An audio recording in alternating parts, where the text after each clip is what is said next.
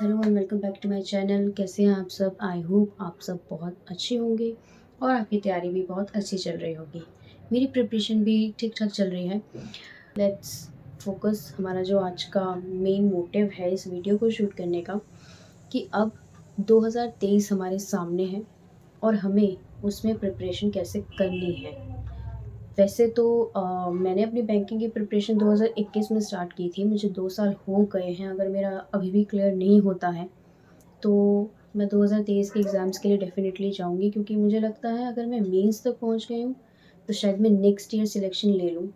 मेरी पूरी कोशिश ऐसी ही रहेगी और जो भी मैं 2023 में प्रिपेयर करने वाली हूँ वो ही मैं आपके साथ अभी शेयर करने वाली हूँ। क्योंकि first of all I am not saying that मैं बहुत ज़्यादा एक्सपर्ट हूँ इन चीज़ों में, बट जो मेरा प्लान है वो मैंने जो मेरे जिन फैकल्टीज़ को मैं फॉलो करती हूँ उनकी वीडियोज़ है। जैसे रीज़निंग के लिए मैं अंकुश नामवर सर को, मैथ्स के लिए आशीष सर को फॉलो करती हूँ।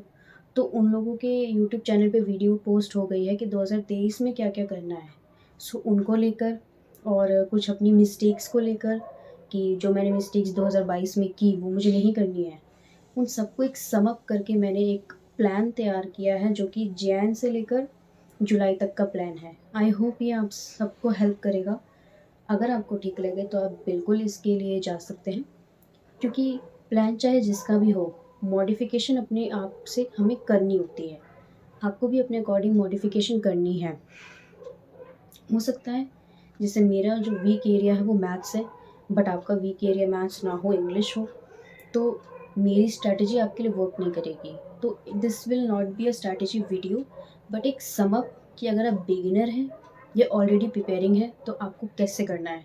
ये वीडियो दोनों ही लोगों के लिए है। अगर आप नए हैं, 2023 में आप स्टार्ट करने वाले हैं, या फिर आप ऑलरेडी प्रिपेयरिंग है और आपका प्री नहीं क्लियर हुआ या मेंस नहीं क्लियर हुआ, फाइनल सिलेक्शन नहीं हुआ, तो आप 2023 के एग्ज़ाम्स के लिए रेडी होना चाहते हो, आप बिल्कुल इस वीडियो को देख सकते हो।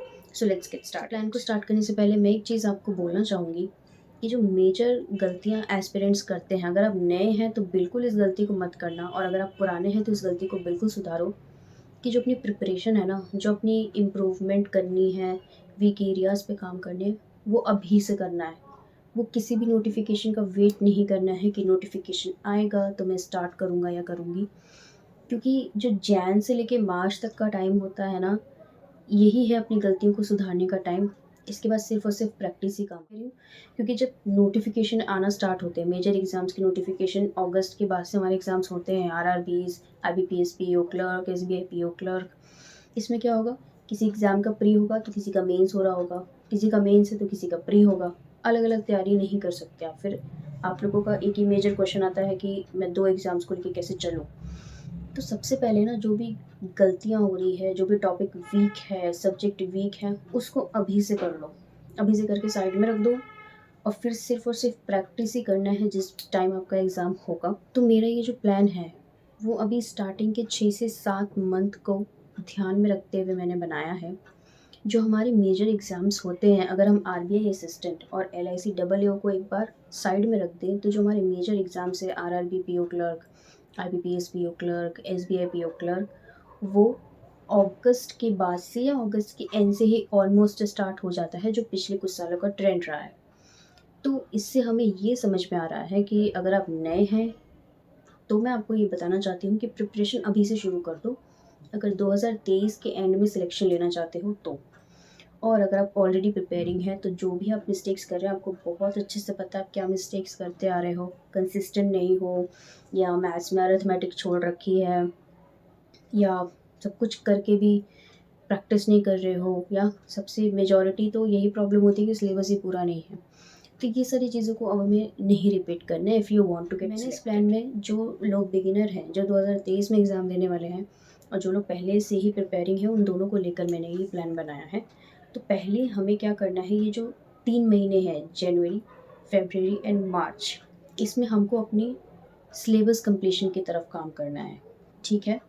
एवरीबॉडी सेज़ कि प्री और मेंस एक साथ तैयारी करनी है, बट अभी के लिए अभी आप मेंस मत करो, पहले आप सिलेबस को पूरा करो। सिलेबस को कैसे पूरा करोगे? YT पे यानी यूट्यूब पे बहुत सारे फ्री सोर्सेज अवेलेबल हैं, बहुत सारी अच्छी अच्छी फैकल्टीज़ हैं। अगर मैं कुछ नाम लेना चाहूँ तो रीज़निंग के लिए मैं अंकुश लांबा सर को फॉलो करती हूँ, मैथ्स के लिए आशीष अरोड़ा सर, इंग्लिश के लिए निमिषा मैम और जनरल अवेयरनेस करंट अफेयर्स के लिए कपिल काटपार सर को फॉलो करती हूँ। इनके बहुत सारे फ्री जो है क्लासेस इनके यूट्यूब चैनल पे अवेलेबल हैं, आप सर्च करेंगे तो आपको मिल जाएगा। और अगर आप चाहें तो आप पेड कोर्सेज़ की तरफ भी जा सकते हैं। This is not a promotional video. First beginner हैं तो आप क्या करो, पहले वीडियो के थ्रू अपने कॉन्सेप्ट्स को क्लियर करने की कोशिश करो। पहले जितनी वीडियोस देखनी उतनी वीडियोस देखो, अपने कॉन्सेप्ट को क्लियर करो, एक एक टॉपिक उठाओ, एक टॉपिक के पीछे 2 से 3 दिन लगाओ, उसको तभी ख़त्म कर दो, ठीक है? एक दिन में ये नहीं सोचना है कि आधा सिलेबस आप कर लोगे, दैट इज़ नॉट पॉसिबल। एक टॉपिक उठाओ, 3 से 4 दिन उसको करो और उसकी जितनी फ्री वीडियोज़ अवेलेबल है यूट्यूब पे उसको पूरा फिनिश कर लो। और अगर आप पेड कोर्स जॉइन करना चाहते हो तो आप कर सकते हो, डेफिनेटली कोई बाउंडेशन नहीं है, this is all up to you. क्योंकि अगर आप सिलेबस कंप्लीट कर लेते हो ना तो आप वैसे ही 90% स्टूडेंट से आगे हो जाओगे। यूट्यूब की सारे वीडियोज़ देख लो और फिर क्वेश्चंस की प्रैक्टिस करनी है, not directly on mock test. अभी मॉक टेस्ट पे नहीं आना है, क्विज़ेस आप लगा सकते हो उस पर्टिकुलर टॉपिक। मान लो अगर अभी आपने परसेंटेज का चैप्टर किया है तो उससे रिलेटेड 100-200 क्वेश्चंस वन गो में, मतलब एक दिन में नहीं होगा सॉल्व, बट जितने भी दिन लग रहे हैं उसको सॉल्व करो। इससे क्या होगा, कॉन्सेप्ट क्लियर हो जाएगा। कॉन्सेप्ट क्लियर करना बहुत ज़रूरी है क्योंकि फिर उस पे based moderate level DIs, mains level DIs, ये सब आपको करने होंगे। तो एक बार में उसको कंप्लीट करना है। और कंप्लीट कैसे करना है, बेसिक से बिल्कुल क्वेश्चंस, बिल्कुल जो इजी क्वेश्चन होता है ना वो सॉल्व करना है, फिर अपना लेवल धीरे धीरे बढ़ाना है। अब ये मत सोचना है कि इजी क्वेश्चन तो आते नहीं हैं पेपर में, नहीं आते, मानती हूँ, लेकिन कॉन्सेप्ट क्लियर करने के लिए सीढ़ी दर सीढ़ी चढ़ेंगे ना, डायरेक्ट तो नहीं जा सकते आप 10वें फ्लोर पे। तो इसीलिए बिल्कुल ईजी क्वेश्चन जो होता है ना वो करो, उससे आपका कॉन्सेप्ट क्लियर होगा। जब आप सिलेबस कंप्लीट कर रहे हो ना इन 3 महीनों में, जनवरी फरवरी मार्च में, तो वीकली रिवीजन करो। पूरे हफ्ते में जो भी आपने पढ़ा है एक बार रिवाइज कर लो। इसमें क्या होगा ना, आपकी रिवीजन ही है जो मतलब आपके कॉन्सेप्ट को स्ट्रॉन्ग करेगी और आपके सबकॉन्शियस माइंड में वो चीज़ बैठने लग जाएगी कि इस टॉपिक के इस सवाल को ऐसे करना होता है। और मॉक टेस्ट की अगर बात करूँ तो मॉक टेस्ट के बारे में हम बिल्कुल एंड में बात करेंगे, तो वीडियो बिल्कुल मिस मत करना, एंड में ज़रूर देखना मॉक टेस्ट की बात, बिल्कुल एंड में। एक चीज़ मैं और आपको मेंशन करना चाहूँगी कि अगर आप बिगिनर हैं तो आपको ना, जब आप प्रिपरेशन स्टार्ट करो तो आपको अपनी कैलकुलेशन पे बहुत काम करना है, वो बहुत इंपॉर्टेंट रोल प्ले करेगी। अब कैलकुलेशन के लिए अगर आपको 20 तक टेबल रटने पड़े, स्क्वायर्स क्यूब याद करने पड़े, परसेंटेज टू फ्रैक्शन, ये सारी चीज़ें याद करनी पड़े तो बिल्कुल करो, लिख लिख के करो पर कर लो। इससे क्या होगा, जो हमारे स्पीड मैथ्स के टॉपिक होते हैं ना वो आपके बहुत जल्दी बनेंगे और ये बिल्कुल टाइम सेव करने वाले टॉपिक्स होते हैं। ये आपको बिल्कुल, जब तक आपका सिलेक्शन नहीं हो जाता, आपको डेली करना है, डेली। इसमें आप बहुत अच्छी परफेक्शन अटेन कर सकते हो। और ये आपको बिल्कुल नहीं छोड़ना है कि ये बहुत इजी टॉपिक है, मैं कर लूँगा या कर लूँगी, या फिर इसमें इतनी प्रैक्टिस की क्या ज़रूरत है। होती है, डेफ़िनेटली होती है, मैंने की है। मैंने कैलकुलेशन पे काम नहीं किया तो भी मुझे उसका रिज़ल्ट पता है, और कैलकुलेशन का पर काम करने के बाद भी उसका बेनिफिट पता है। तो इसलिए मैं आपको सजेस्ट कर रही हूँ कि कैलकुलेशन पे आपको ज़रूर वर्क करना है। क्वांट्स एंड रीजनिंग का एक साथ ही बता रही हूँ कि आपको जनवरी, फरवरी, मार्च में सिर्फ़ और सिर्फ अपनी सिलेबस को कंप्लीट करना है और पीडीएफ के थ्रू इसके काफ़ी सारे क्वेश्चन, 100-150 क्वेश्चन एक-एक टॉपिक के लगा लेने हैं। इससे आपका कॉन्सेप्ट क्लियर हो जाएगा। नेक्स्ट आते हैं इंग्लिश पे। अब इंग्लिश में सबसे रामबाण चीज़ जो होती है, जो करनी है आपको, दैट इज़ नॉट ग्रामर। वो करनी है वन गो में, लेकिन जो हमेशा करनी है, आपका सिलेक्शन नहीं हो जाता है, वो है रीडिंग। यस, रीडिंग करनी। अब रीडिंग में बहुत लोग होते हैं कि नॉवेल्स पढ़ लें, हमें उससे मतलब हमें नॉवेल्स पढ़ना अच्छा लगता है क्योंकि कुछ लोग वीक होते हैं, मानती हूँ।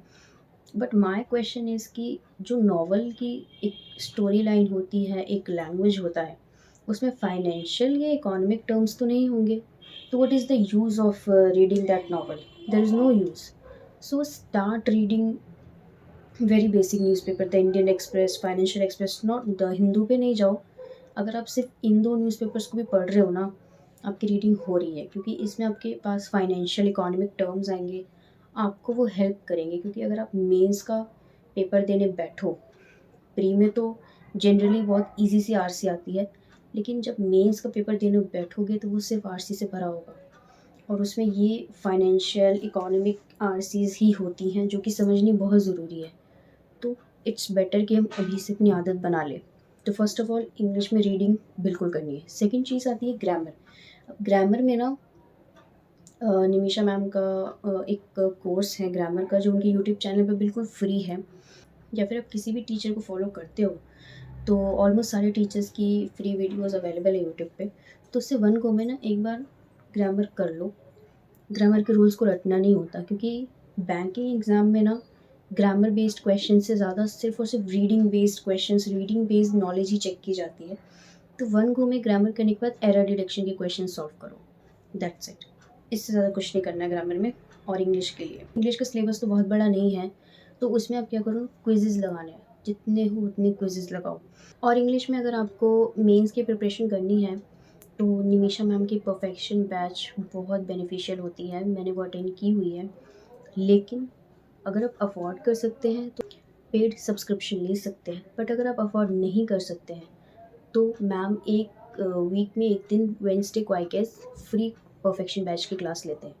तो आप उसमें भी ज़रूर आकर लेवल ऑफ क्वेश्चन देख सकते हैं, बहुत अच्छा है। एक बार आप कॉन्सेप्ट सीख जाओ। इंग्लिश में वैसे कोई ज़्यादा कॉन्सेप्ट नहीं होता है, एक वे ऑफ सॉल्विंग होता है कि कैसे क्वेश्चन को सॉल्व किया जाता है। देन मैं कहूँगी कि इंग्लिश में ना सिर्फ़ और सिर्फ सेल्फ प्रैक्टिस ही काम आती है। सिर्फ़ और सिर्फ सेक्शनल टेस्ट और क्विज़ेज़, इससे बहुत बेनिफिट होगा। इसमें और कुछ नहीं करना कि आप बस रटे जा रहे हो ग्रामर के रूल, वो तो आते ही नहीं हैं उतने। वो एरर डिटेक्शन के 5-6 सवाल आते हैं बस, उससे ज़्यादा तो नहीं आते। सिर्फ रीडिंग ही एक चीज़ है जो आपकी इंग्लिश इम्प्रूव करेगी। इसे नॉन स्टॉप करके देखो, आप खुद कहोगे कि आपको बहुत इम्प्रूवमेंट हुई है। Now next come to GK. अब करंट अफेयर्स के लिए मैं फॉलो करती हूँ कपिल काटपाल सर को। करंट अफेयर्स में पिछले कुछ सालों से ये ट्रेंड हो गया है कि बहुत डीप में पूछा जाता है। और एज़ यू नो कि 6 महीने की न्यूज़, जैसे जब भी हमारा मेंस एग्ज़ाम होता है तो उससे लास्ट 6 मंथ की न्यूज़ आती है। तो करंट अफेयर्स की प्रिपरेशन का एक ही तरीका है कि वेरी फर्स्ट डे, बिल्कुल 1 जनवरी से ही करंट अफेयर्स करना स्टार्ट कर दो ऑन अ डेली बेसिस। कभी स्किप भी हो जाए तो पिछला कवर करते हुए चलना है। तो करंट अफेयर्स आपको डेली करनी है और वीकली रिवीजन करनी है, एंड देन मंथली रिवीजन भी करनी है। इससे क्या होगा ना कि 2023 में जितने भी एग्ज़ाम होने वाले हैं, बिल्कुल अगर आप 1 जैन से ही सब कुछ करते हुए चल रहे हो तो आपको ये नहीं देखना पड़ेगा कि कौन से मंथ की करनी है जीके और कौन से मंथ की जीके नहीं। जनरल अवेयरनेस का एक पोर्शन और होता है स्टैटिक जीके। अब स्टैटिक जीके पेड कोर्सेज में भी अवेलेबल है, अनअकैडमी पे भी, क्योंकि और किसी वेबसाइट का मैं बता नहीं सकती, मैंने यूज़ नहीं किया है, मैंने सिर्फ अनअकैडमी ही यूज़ किया है, तो मैं वही बता रही हूँ। और once again this is not a promotional video. So static GK के लिए अगर मैं कहूँ कि कपिल काटपाल सर की एक मैराथन क्लास है जिसमें उन्होंने पूरा स्टैटिक जीके यूट्यूब चैनल पे फ्री ऑफ कॉस्ट करवाया हुआ है, तो आप उससे भी वन गो में अपना वो सिलेबस पूरा कर सकते हो, क्योंकि वो कांस्टेंट है, वो चेंज नहीं होता। दैट इज़ स्टैटिक जीके, इसलिए उसे स्टैटिक बोलते हैं। तो वन गो में आपका वो कंप्लीट हो जाएगा और करंट अफेयर्स आपको डेली करनी है। सो हमने क्वांट्स, रीजनिंग, इंग्लिश, जीके ये 4 चीज़ें कवर करी हैं। Next but not the least is descriptive writing. अब डिस्क्रिप्टिव के लिए मैं ये बुक यूज़ करती हूँ बाय निमिषा बंसल मैम। इस बुक में वन स्टॉप सोल्यूशन है पूरे डिस्क्रिप्टिव का। अगर आपको परचेज़ करनी है तो लिंक मैं डिस्क्रिप्शन में डाल दूँगी, आप ज़रूर चेकआउट करना। और इस बुक को आप बिल्कुल यूज़ कर सकते हो अपनी डिस्क्रिप्टिव की प्रैक्टिस के लिए, बट क्योंकि अभी डिस्क्रिप्टिव का पेपर मेंस में आता है और वो सिर्फ पीयू के एग्ज़ाम्स में आता है, तो डिस्क्रिप्टिव को आप थोड़ा बाद में भी स्टार्ट कर सकते हो, लेकिन डिस्क्रिप्टिव की तैयारी आपकी रीडिंग से ही हो जाएगी। फाइनेंशियल और इकोनॉमिक न्यूज़ पढ़ोगे और एडिटोरियल्स पढ़ोगे तो वैसे ही आपकी डिस्क्रिप्टिव की तैयारी हो रही है एक तरीके से। तो उसके लिए और कुछ करने की ज़रूरत नहीं है, बस ये जो बुक है आप जो मैंने आपको सजेस्ट की है वो एक बार आप देख सकते हो, वो भी बहुत अच्छी बुक है। जनवरी, फरवरी, मार्च में हमको अपने बिल्कुल बेसिक पे काम करना है। कॉन्सेप्ट्स क्लियर कर लोगे, कॉन्सेप्ट्स बिल्ड कर लोगे तभी तो टेस्ट में कुछ करोगे ना। तो पहले आपको बिल्कुल अपनी सारी जो भी कमियाँ हैं उस पे काम कर लेना है, ठीक है? क्योंकि अब हम बात कर रहे हैं मॉक टेस्ट की। मॉक टेस्ट आपको कैसे देना है, बोथ बिगिनर और ऑलरेडी प्रिपेयर। अगर आप बिगिनर हो तो पहले कोई भी मॉक टेस्ट आपको नहीं देने हैं। अभी आपको सिलेबस कंप्लीट करने पे काम करना है और अपनी कॉन्सेप्चुअल नॉलेज को बिल्ड करने पे काम करना है। दूसरी तरफ अगर आप ऑलरेडी प्रिपेयरिंग है तो आप अभी 2 mocks pre level in a week दे सकते हैं। अभी मेंस का कोई मॉक स्टार्ट नहीं करना है। नेक्स्ट मूव ऑन करते हैं फेब में। अगर आप बिगिनर हैं तो बिल्कुल आप मॉक देना स्टार्ट करो। 2 mocks in a week and mains का मॉक हर 10 दिन में देना है आपको। बात कर लेते हैं मार्च, अप्रैल, मई, जून, जुलाई। अब कोई भी यहाँ बिगिनर नहीं है, कोई भी यहाँ ऑलरेडी प्रिपेयरिंग नहीं है, सब लोग सेम हैं। कि मॉक टेस्ट का ये पैटर्न होना चाहिए कि हफ्ते में 3 दिन आप प्री लेवल का एक मॉक टेस्ट दे रहे हो और हर 10 दिन में एक मेंस का मॉक दे रहे हो। That's it. मॉक में आपको यही करना है। तो मैं एक बार प्लान सम अप कर देती हूँ। जनवरी, फेब एंड मार्च में हमको अपनी वीकनेस पे काम करना है। जितना आपको प्री लेवल करना है आप कर लो, सिलेबस कंप्लीट कर लो, पीडीएफ से प्रैक्टिस कर लो, सब कुछ कर लो। उसके बाद के जो मंथ्स हैं अप्रैल, मई, जून, जुलाई, मेंस पे स्विच करना है आपको। जितना जल्दी हो सके उतना मेंस पे स्विच करना है।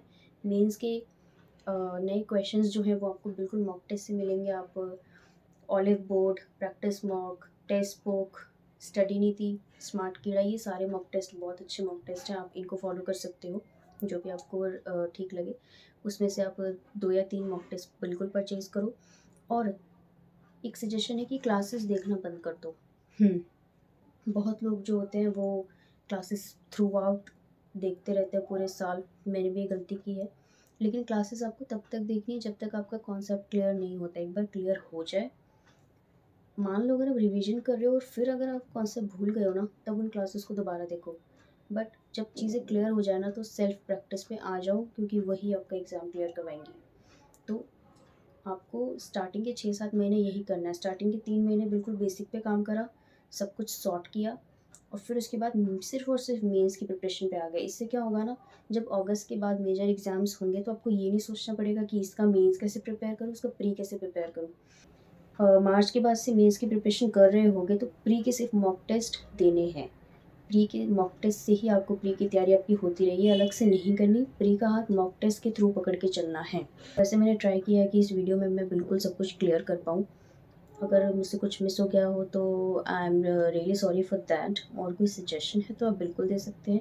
कोई क्वेश्चन है तो आप कमेंट सेक्शन में मुझसे बिल्कुल पूछ सकते हैं। Do join my Telegram channel, उसमें मैंने बहुत सारे प्रैक्टिस पीडीएफ शेयर किया हुआ है। आई होप आपको ये प्लान समझ में आया हो। कोई भी डाउट है तो आप बिल्कुल पूछ सकते हैं। And do subscribe to my channel. Thank you.